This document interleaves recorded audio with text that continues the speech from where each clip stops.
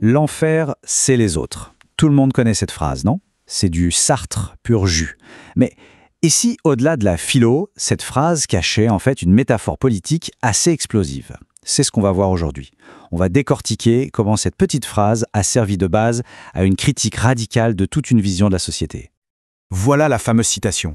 Elle vient de sa pièce Huis clos.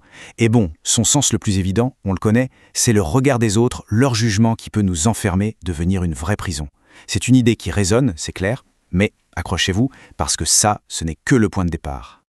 Parce qu'un auteur, Stéphane Guyers, lui, propose une lecture complètement différente. Il nous dit « Et si cette phrase, c'était bien plus qu'une simple réflexion sur nos relations personnelles?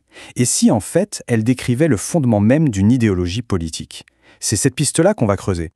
Alors, pour bien saisir cette critique, il faut d'abord changer un peu notre regard sur la phrase de Sartre.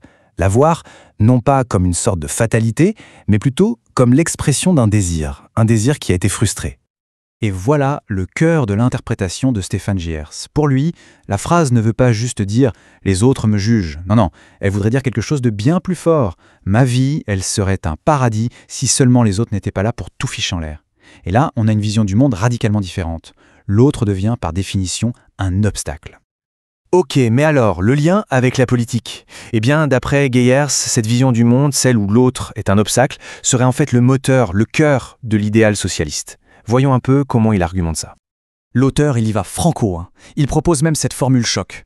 Pour lui, la logique est implacable.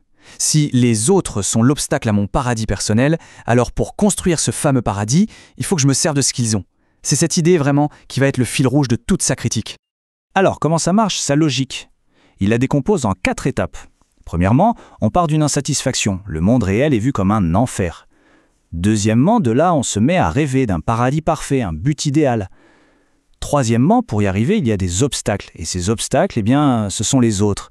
Et donc, quatrièmement, la solution qui s'impose dans cette optique, c'est de prendre leurs ressources pour construire cette utopie. Et pour illustrer ce que pourrait donner cet enfer né de la quête d'un paradis, l'auteur s'appuie sur une citation de l'économiste Thomas Sowell. L'idée derrière est assez percutante. Dans un monde parfait, le socialisme ne servirait à rien. Mais dans un monde imparfait, vouloir imposer ce paradis de force, ça créerait un véritable enfer. Bon, face à cette vision du monde qu'il décrit, l'auteur nous présente un contraste assez frappant, la philosophie libérale. Et selon lui, elle part d'un postulat qui est à l'exact opposé. D'après Guyers, tout se joue vraiment là, dès le point de départ. D'un côté, on a une vision qui part d'un idéal, d'un paradis fantasmé qu'on veut absolument plaquer sur la réalité. Et de l'autre, une vision qui dit « Ok, le monde est comme il est, avec ses limites », et qui cherche à faire avec, plutôt qu'à vouloir tout raser pour repartir de zéro. Et ce paradoxe, il est super bien résumé par cette citation de Hölderlin, que l'auteur reprend. C'est pile ça. C'est justement quand l'homme essaye de faire de l'État son paradis qu'il risque d'en faire un enfer. Forcément, cette différence de point de départ, ça a des conséquences. Et ça nous amène à 2 visions totalement opposées d'un concept central, la liberté.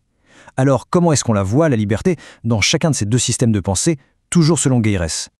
Là, la distinction qu'il présente est vraiment fondamentale.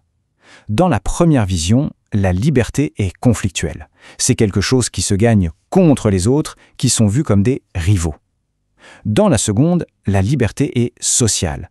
Elle naît avec les autres. C'est le résultat d'une négociation constante pour qu'on puisse vivre ensemble. Et logiquement, cette opposition, on la retrouve sur le terrain de la justice. Si les idées sur la liberté sont à ce point différentes, les chemins pour arriver à une société juste le seront aussi. C'est la suite logique de son analyse. Donc toujours d'après Guyers, on a 2 chemins. Le chemin qu'il qualifie de socialiste, qui passe par le conflit. La justice, ça s'obtient en prenant aux uns pour donner aux autres. Et puis le chemin libéral qui, lui, cherche à éviter ce conflit. La justice, elle émerge d'une société où les libertés de tout le monde sont respectées. Et pour conclure sa pensée, l'auteur s'appuie sur une citation de Georges Brassens. Elle dit quoi? Elle dit que le seul paradis qui vaille la peine, finalement, ce n'est pas une grande utopie collective parfaite. C'est juste l'espace de liberté que chaque individu arrive à se garder, même dans une société imparfaite. Toute cette analyse nous ramène donc à une question assez fondamentale finalement. Où est-ce qu'il se trouve, le vrai paradis? Est-ce qu'il est dans la recherche d'une société collective parfaite, quitte à l'imposer, ou est-ce qu'il est plutôt dans la liberté de chaque individu, même si ça veut dire accepter un monde imparfait? C'est une question qui, on le voit bien, va bien au-delà de la simple philosophie de Sartre. Merci d'avoir suivi cette exploration.